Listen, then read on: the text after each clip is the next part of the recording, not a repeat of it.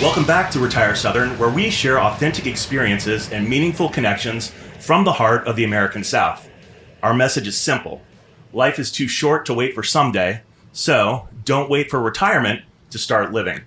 I'm your host, James Lewis, and today's guest has spent nearly 2 decades leading one of minor league baseball's most beloved franchises, the Charleston RiverDogs. Under his leadership, the RiverDogs have won multiple division and league championships, upgraded their ballpark experience, and continued to be a cornerstone of the Charleston community. Dave Echols, welcome to the Retire Southern podcast. Thanks for having me. I appreciate it. So we're actually sitting in the press box behind home plate. This is an amazing view. Yeah, it sure is. This is my actual first time being in the stadium, so okay. Now I have to come back. It's 30-year-old ballpark, which is hard to believe now, almost 30 years, and I can remember coming to the ballpark and working for the first time in the late 90s, and you could see the river, and you know the trees weren't as tall, so it was definitely a different vista, but it's beautiful. I mean, we're right on the tip of the peninsula. Yeah, you've got the river view from the front. You've got the sunset on the marsh on the back. It's really hard to beat. Yeah, it's really picturesque. So let's start with a little bit of your background. Sure. So you've been with the RiverDog for many years. How many years have you been here? Well, I came on after the 98 season initially. Okay. The ballpark opened in 97. So the first 2 years I was not part of the operation there. So I came on the end of 98.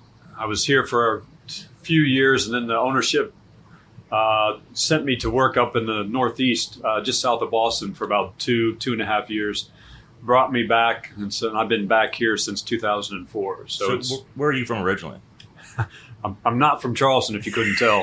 I'm not picking up the accent, Dave. Yeah, I'm originally from just outside of Columbus, Ohio. So was there anything in particular that drew you to Charleston, or is it just where the work was?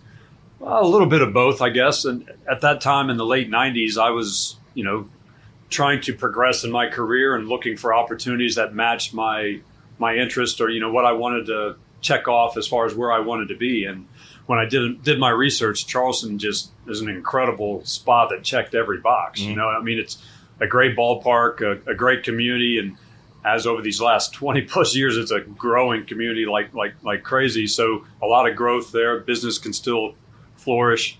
Wanted to be a place where I could enjoy life outside of work, and I was hopeful at some point to try to raise a family and get married. And I've been checking the boxes off all of that, and then when you think about ownership, that's kind of got to be the last box to check, I guess, especially in our line of work. And you've got arguably maybe the best ownership group in minor league baseball that we report to. And they let you do what you're good at. They let you be creative. They're there for the support. They've got a lot of experience when they need to chime in, but they're not here. So it's a great setup. It really checks all the boxes. That's really awesome. So did you play baseball growing up? I played baseball growing up. My dad was a high school coach for a little while during my youth. I loved it, slept with the glove type of mentality, but I couldn't hit a curveball after high school. And, I was this height and wasn't very fast. So it wasn't going very far for me after high school. So I quickly left the playing field, but focused more on the business side. Awesome. So baseball, we all know, is a business, but in Charleston, you guys make it feel more like a family. You just mentioned the ownership. So how do you describe the culture that you've built here with the RiverDogs? Well, I don't know that I would say I built it. I would say it's my job not to screw it up. But you've got, when I first got here and over the course of those early years, and it's just something we've kept because it really resonates with us and the community. But our business philosophy that Mike Veck helped create is fun is good. It's just a 3-word philosophy. And so our job is to just, like I said, not screw up Mike's vision, but we want to have fun while we're at work, but we feel if we're having fun, we're going to be productive and all facets of the business. So when that translates to being at the ballpark for a game or a special event, or if that translates to when we're out in the community connecting, hopefully that's what the fans and the community is seeing. And that's kind of what we are at our core. Just we want to be good stewards. We want to have fun, and we want you to trust the brand. Fun is good. I like that. That's short and sweet. Well, that's. I mean, if maybe on one of your next episodes, you should try to get Mike Beck. I mean, that would be a heck of a get. I would appreciate an intro. But he's fantastic with the Beck family name and the history. But when he came up with that philosophy and strategy, it just felt like the perfect fit for Charleston. That's incredible. So what's the busiest time of year for you personally? Is it the preseason, the regular season, the postseason, or the not so off season? What is it? The busiest time is certainly the season. I mean it's a 66 home game grind for us. It's usually 6 games in a row, off for 6, back for 6. So it's you're in at 8 in the morning and you're getting home at 10 or 11 every day during the season. So that's the busiest and the biggest grind. There's mentally challenging different times of the year, but that's the busiest time for sure. So the RiverDogs three-peated as Division and League champions from 2021 to 2023. What's been the secret to building that kind of consistency here? Well, I don't have anything to do with it, so it was easy to build. No, it's really just a great partnership with the Tampa Bay Rays. Really, they're arguably one of the best, if not the best, in player development at the minor league level over the last 5 to 10 years. And when coming out of COVID with the shakeup that major and minor league baseball had to try to promote and organize the professional game of baseball, we became a Tampa Bay Rays affiliate after 16 years with the Yankees. And after almost 100 years of not winning any championships in Charleston. So Tampa really brought their philosophy to Charleston, puts a new roster on the field every year, but it's a known philosophy of how they develop. And when they're focused on bringing drafted players up through their system, we're the first stop. And those 3 years coming out of COVID were phenomenal years. And last year we still made the playoffs. This year we just missed the playoffs. So strong 5-year run with the Rays for sure. And, from a fan perspective, I'll tell everybody it was my doing. But really, I'm more about if the beer's warm and the hot dogs are cold, as opposed to or Charlie running around the ballpark entertaining, as opposed to the wins and losses on the field. But I'm a baseball fan. I'm competitive. I want to win. I want the team to win. So it was a great experience to be a part of. So the Citadel, which is right next door, also plays their home games at the Joe. How special is it to have both teams in the same venue for you guys? Yeah, it's fantastic. I mean, it definitely has its challenges, but I think those were ironed out, when the ballpark was built in 96, 97. So we share the facility. We're both primary tenants. The RiverDogs just happen to operate the facility year-round, but they play all their home games. They practice a few times a week here. It's a great relationship, a great exposure for the ballpark. It's a great selling tool for the Citadel baseball program. Yes. When they're playing Clemson or Carolina or Coastal or the College of Charleston, there's 3,000-4,000 people in here for a college baseball game. I believe it. It's a great atmosphere.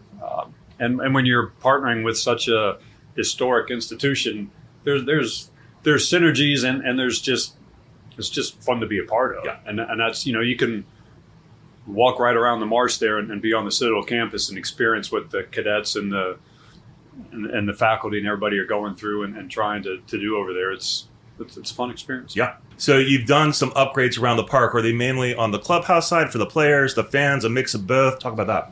Yeah, almost a 30-year-old ballpark. The first major improvement we had in the ballpark was we built the Segra Club, which is an event space, 365 venue that's located here right off the press box that really looks like it's been here the entire time, but it's about 8 or 9 seasons old. It's an unbelievable experience for a baseball game.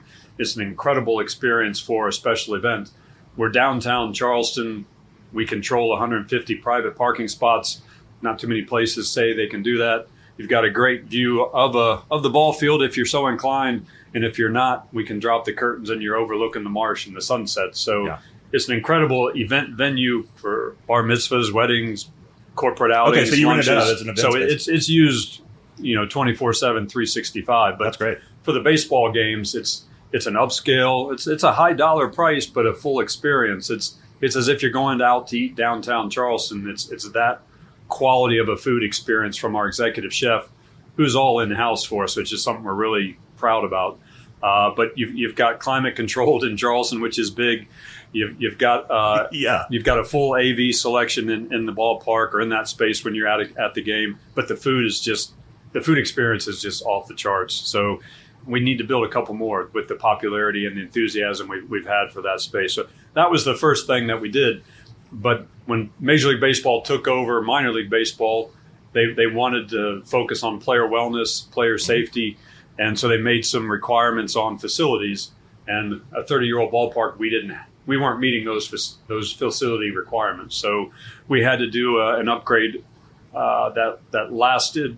We started at the last out of 2024, and as anybody in the construction process knows, it's taken us. It got us through majority of this season, kind of maneuvering around some things. But we're in compliance with Major League Baseball requests now. But it's all internal player wellness improvements that the public's not going to see. It's larger square footage. It's meeting space. It's kitchen, larger training rooms. So those types of things that this facility at the time didn't have. So circling back to the ownership, you can't talk about the RiverDogs without mentioning their legendary co-owner, Bill Murray. Sure. What's it like having Mr. Murray as the RiverDogs director of fun?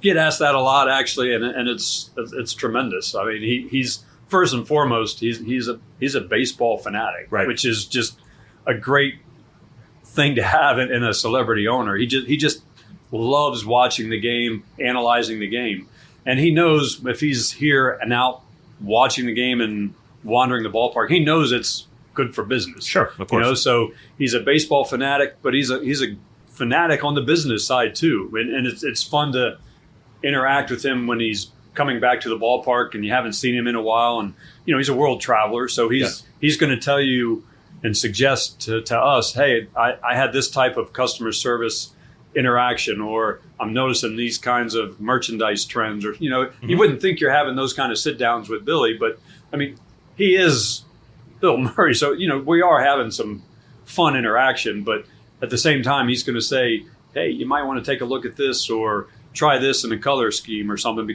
and 9 times out of 10, he's spot on with that. So it's fun to have that type of interaction with him.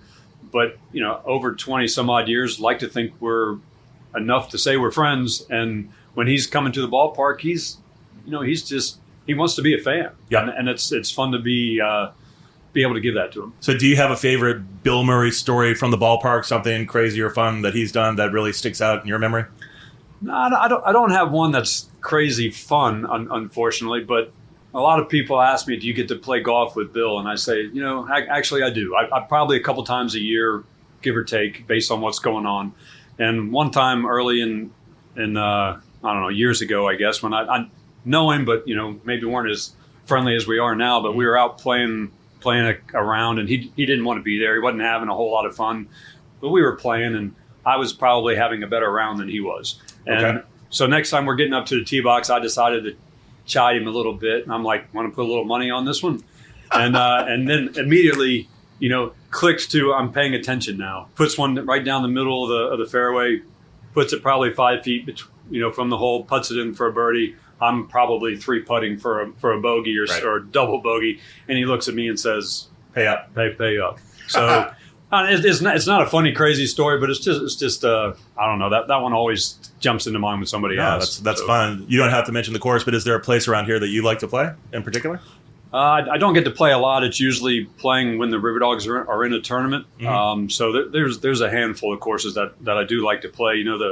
There's the handful of courses out at Kiowa that are fun to play. Yes. Bulls Bay is a great place to play. Yeaman's Hall is a great place to play. So I don't know. Luckily, I get to try most of those every few years, just in tournaments, and I can say I'm friends with Bill Murray maybe and get out there and play.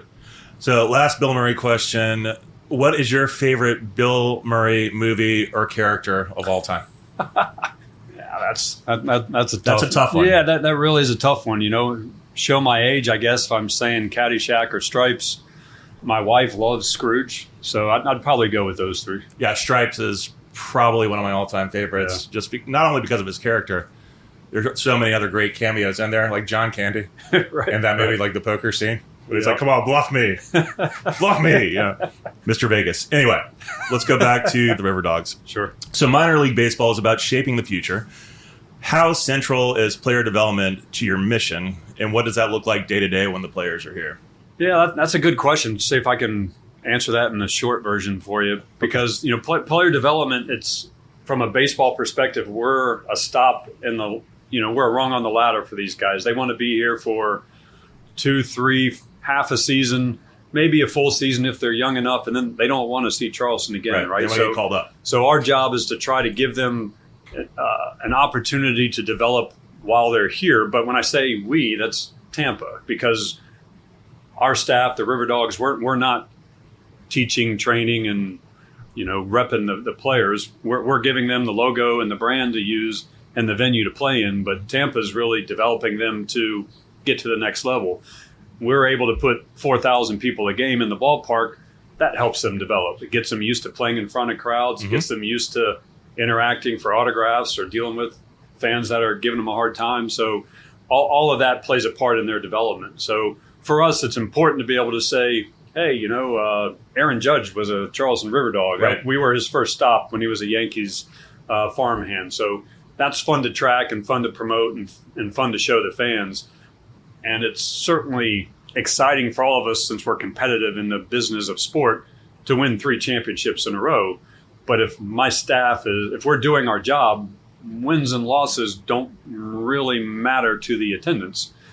We should be able to draw fans coming into the ballpark if we're 0-16 or 16-0. Winning a championship does help put more interest and more butts in seats. But not winning a champion, like this was a record year and a few analytics assessments of the year, and we didn't make the playoffs. Mm-hmm. So if the staff's doing what we need to do, we're having a full house no matter if we're winning or losing. So as far as community impact, what role does the RiverDogs franchise play in Charleston beyond the diamond? I hope we play a big one. We just to toot our horn, I guess we just wrote a check to the Children's Hospital the last game of the season for $100,000. Awesome. So I'd like to think we're out there building awareness, taking the initiatives that are important to us to newer heights, and then being accessible and trying not to say no to any request that comes through to us. So there are a few core initiatives that we try to focus on with some of our in-house partnerships and during the season. But the directive is to be out in the community all the time, mm-hmm. and hitting and touching everything. Yep. So clearly, from an ownership standpoint, the directive was, you're a part of the community, get out there, and that's what we try to do. If you could host one dream guest at the ballpark, dead or alive, who would it be, and what kind of food would you serve them? Well, I love what our food and beverage does in the ballpark. We're not going to have the biggest burger sandwich between 2 Krispy Kreme donuts. That's okay. Not what we're trying to do. But we do have very unique menu offerings that we think enhance the time that you're here. So I would just bring that individual to a ball game, and then we just roam the ballpark and buy something from every concession stand. I love the variety. I love that what we have with our food and beverage team putting out there. But as far as who would I have, mm-hmm. dead or alive, I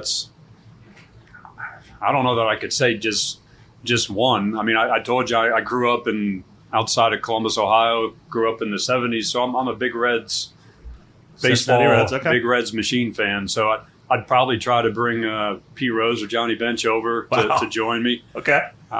If I'm doing that, I'd have to have my dad. Sure. He's the reason for the love of baseball and the career in baseball, in my opinion. So I'd probably start and finish there, but that list could be, hell, I'd love to have Bill sitting next to us while we do it, just for his love of the game and how fun he usually is in conversation. So that's a hard list to come up with, but I think that's a good one. Okay, no, that's a good one. So how do you see the RiverDogs in particular helping people to just slow down, connect, and savor the authentic Southern experience down here in Charleston? Yeah, well, that's one. I mean, that's kind of our marketing slogan. It's a great question because we say we're quality, affordable family entertainment. We want you to come out and catch the breeze off the Ashley River, enjoy affordable food and watch Charlie run around and participate in the between innings and take a giveaway home and then go, well, who won? Right. I mean, it's Right. It's you walk through the gates. I think you can legitimately see everybody just kind of relax when they come through the gates, and that's what we want. And you can have that historical adage of the South, maybe that it's slower paced and it's just, hey, we'll get to it when we get to it type of thing. And I think that's the vibe you feel when you come through the ballpark. There's a thought about, you want to get through the gates because you don't know what you don't want to miss something, but at the same time we're not running you over. It's a vibe that we try to cultivate that really allows you to relax and sit back and laugh and have a good time. We keep hinting around the food. You're sitting here with me again in the press box. You can tell by looking at me, I'm built for comfort, not speed. I love to eat. From New Orleans originally, huge foodie. Tell me about some of the fan favorite ballpark food, snacks, drinks. Like, give me that lowdown, because I've never actually been to a game here. Well, we've got a good variety spread across the ballpark, and we try to change it up year to year. I mean, there's the staple ballpark items that you're going to find, like hot dogs, peanuts, without a doubt. Right. Hot dog, fries, cheeseburger, chicken tenders. We're going to have the corn dogs. We're going to have that. But whether you've got the foot long turkey legs or the beef ramen noodle or with alligator sausages, it varies from year to year as you walk around the ballpark with the touch points that we want to try to create. But we're in Charleston, we're in South Carolina. One of the biggest staples that we sell the most of, if not running out every game, is the boiled peanuts. Okay. And so I'm not from Charleston, South Carolina. It took me a little while. Yeah. But now it's an acquired taste. Dude. Well, my wife grew up with it. She makes them at home. Okay. We eat them when we go to the beach. We eat them when we're going for a picnic. I love it. And so that's one of the, I think, a really unique item that we serve here that's really, it's looked upon as a part of our identity. In minor league baseball, you go to any team, they've got their core brand, then they have alternate identities, and everybody has an alternate food identity. Okay. And our alternate food identity is the Charleston boiled peanuts. And it just, we've had a long-term relationship with a local family who started out with a gentleman who was selling boiled peanuts around the ballpark and then around town.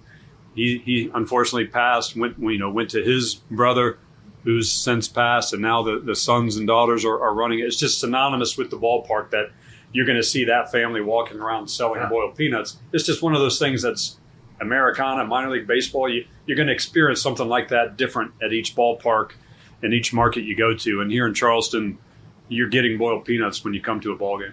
So just speaking of boiled peanuts, I'm just going to throw this out here. You can take this back to the clubhouse. There is a place that I went to. It's in Georgia, Lake Oconee.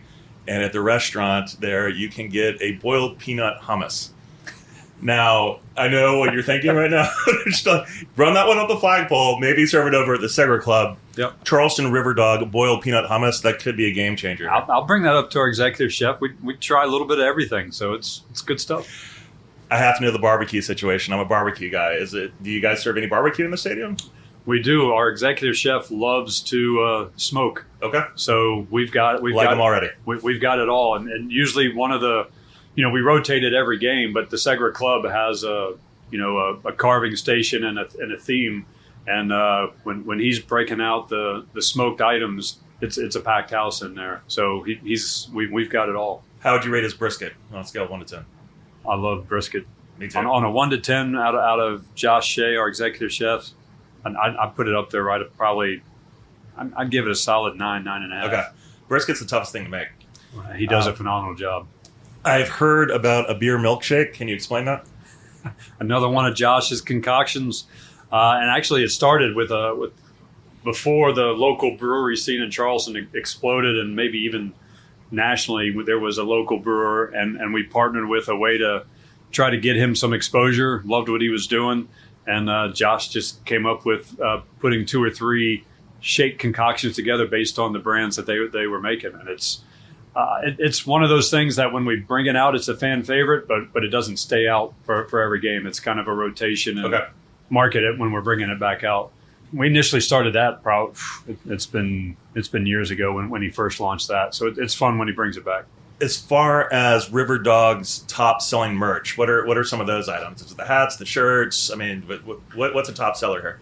Yeah, I think it probably follows the national trends. I mean, you've got to have the variety of the T-shirts in the store, and everybody wants a lid. You got to have and when you have all those different brands and identities, Boiled Peanuts, our alternate other identity is the Holy City RiverDogs. Right. So the HC with the halo is a huge seller. Great story how that came to be, but the HC is a great selling hat logo. Traditional RiverDog logos do well. But in this market, I'd say caps and jerseys. We sell a lot of jerseys, and you got the cap, you got to have the jersey that goes with it. So there's a lot of jersey selections, but caps and jerseys, I think, lead the list. Well, you mentioned the Holy City baseball is a great story. Give me a little more on that story. It's a good story, but a bit of a sad story. Oh. It actually spun from the Mother Emanuel tragedy, the shooting that happened downtown, just a few miles as the crow flies right around the corner. And it was just one of those situations. We were playing a game when it happened. And Wow. One of our former employees, his mother was unfortunately one of the victims in that tragedy. So there's been a constant connection with that story for a long time. And as we came out of that tragedy, we were commuting. We had games still scheduled to go on. Mm-hmm. And so we were talking with the city, should we not? And the mayor at the time said the ballpark's a place for people to go to feel safe, to relax, and to heal. He said, so play the games, open the gates. Yeah. So we were letting people in to do just that, and brainstorming with the fans, brainstorming with the staff on how do we come out of that? Right. And a sense of unity, a sense of togetherness, and one of the sister nicknames of the city is the Holy City. Right. So it's kind of how it came about. That's an amazing story. Thank you for sharing that. We'll go a little lighter. Yeah, sure. If you had a walk-up song, what would it be? I had a walk-up song. That's a tough one. I don't know that I have one. This was a curveball. I threw this one in last night. No, that's not an unheard of question, I guess, especially in our line of work, and that's really taken hold of part of the experience when you come to a ballpark, and especially when we've got the diversity in the dugouts, with a lot of Latin ball players, and it's fun to have that interaction. But what would my walk-up song be? You give me 20 minutes, I couldn't think of it, and then 2 seconds later, I could think of it, but I'll have to blurt it out when it comes to me. Sorry. Well, I'll go another way with it. What Charleston RiverDogs player walk-up song cracks you up or makes you smile whenever they come up to the plate? We had a player. I mean, there's a lot over the years, but we had a player for last year and beginning of this year. His name was Woo Shin, a Korean player. Okay. And of course, we're minor league baseball, so we infused the Ric Flair into it, and cool. That crowd seemed to really like it. We had another player when we were with the Yankees that I'm trying to remember his name, but the crowd really got into that. That's the latest one I think that really stood out this year that seemed to get the crowd excited when he came to bat, which is the whole purpose, I guess. You've been a baseball guy your whole life. You grew up in Ohio. You're here at the RiverDogs. I'm sure you've been to stadiums all around the country. What's your favorite ballpark experience outside of Charleston? I was lucky enough when I was still working in minor league baseball during the Sosa McGuire home run chase that I was able to snag tickets with some coworkers, and we went to St. Louis, and we were at that game when McGuire broke the record there. Wow. That was pretty cool. That's the one that jumps to mind. I mean, I'm a fan of baseball, but I've been an operator for 30 years, so it sometimes going to another ballpark, I can't enjoy it. I'm too busy looking at, analyzing, judging, seeing what I could steal from what they're doing to bring to Charleston. So my wife's kind of like, can you just watch and enjoy? And I'm timing how long the waitress, I'm an operator at heart, I guess. That experience always, just three young guys going out to season's over for us, and had a chance to go catch a fun rivalry happening between Sosa and McGuire. And lo and behold, we were at the ballpark when McGuire broke it, and that was a fun experience just to kind of go crazy with the town and have a little fun. Yeah, that's amazing. So as a lifelong fan of the game, you've probably seen them all. So just give me some of your favorites as far as one comedy, one drama, and one documentary. Which baseball movies would make Dave's lineup? Like something funny, something serious, and maybe a documentary that you thought was really well done. There seems to be a pretty good feedback right now about that. Everybody likes The Sandlot. That's certainly right up there for me. I really liked The Natural. Robert Redford. From I could sit and watch Ken Burns' documentary on baseball anytime it's on. So that's certainly right up there, just because of baseball junkie, I guess. Yep. I don't know. Would you put Sandlot as a comedy? So I'd have to come up with a comedy one, maybe. Yeah, baseball comedy is the only one that I can think of that comes to mind as Major League. I guess I would say, Major League 3 was filmed right here at the old ballpark just over the marsh. Okay. College Park. So maybe I'd go with Major League. That's a good one. I don't mind that one. It's not bad. So if you weren't running a baseball team, what would you be doing instead? I don't know. I couldn't hit a curveball, went to college, and I walked in as an accounting major that lasted maybe 2 weeks. Got out of the accounting degree process and morphed into a sport management degree. Didn't know what that meant. Just liked the sound of business and sport combined. It was at a stage where in a degree in sport management wasn't a whole lot of substance there, I don't think, and as accepted as it is now, but it made sense to me. So I'd probably say I'd be in accounting somewhere right now. God, yeah. But how about that kind of switch? Yeah, so that's a big from change. CPA to having fun with Bill Murray every day. So it's good. Yeah, I'd take the latter Yeah. on that one. As a potential CPA, to show you what transpired into when I really don't seek the limelight, or I'd rather operate behind the scenes. But when you work for somebody like Mike Beck, who says, no, we're going to help make you recognizable out in the community and face of the team to a degree, it's been a full court 20 plus year press of having to be out in the community like that, which is perfectly fine, but it really wasn't what I was initially comfortable with. And there was a few years ago, there was and maybe it's still out there, but a trend, a bit of a viral trend where you pay it forward, right? So whether you're getting a cold plunge or somebody's dumping ice water on you or whatever it is, then you said who you're paying it forward to. And we had something going around minor league baseball promoting men's health, so prostate awareness. And so there was this little challenge between some of these teams in South Carolina where we would have a prostate exam during a ball game. And so in this very booth that we're in right now, we put a curtain up, and I led the crowd singing the seventh inning stretch, Take Me Out to the Ball Game, while I was getting a true prostate exam from a doctor. Wow. That jokes on me. I'm not sure how many other guys decided to follow through on that, but yeah, but we did that here in Charleston, and I don't think I'll do that again. Yeah, no, I hear you, but it is good to get the prostate check. It is very good. I do that regularly, but not usually in front of 5,000 people. I'm all singing "Take Me Out to the Ballpark" during the seventh inning stretch. Awesome. One of the best promotions I've loved that we've done over the years, and we've done a lot, and you could Google Mike Beck and RiverDogs and get a lot of those promotions we did early on, and we were probably the forefront for, doing funeral nights and voodoo nights. And we did, what did we do? The vasectomy nights, those types of promotions that are certainly Google what we're known for. But I think from start to finish, from a brainstorm to an execution to having a national sponsor get interested and involved, having players involved and liking it, and it just having a tremendous impact on our overall messaging for that series of days. We hosted an all-star game, and you always have all-star activities.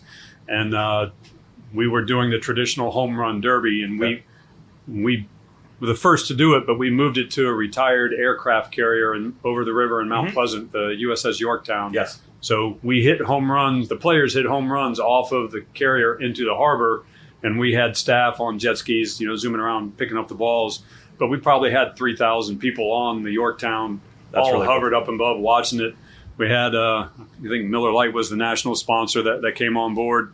And that was a time when they had commercials going where they had a real big black guy as a delivery guy coming in making the wisecracks and stuff when he was dropping off beers. And he came out for it.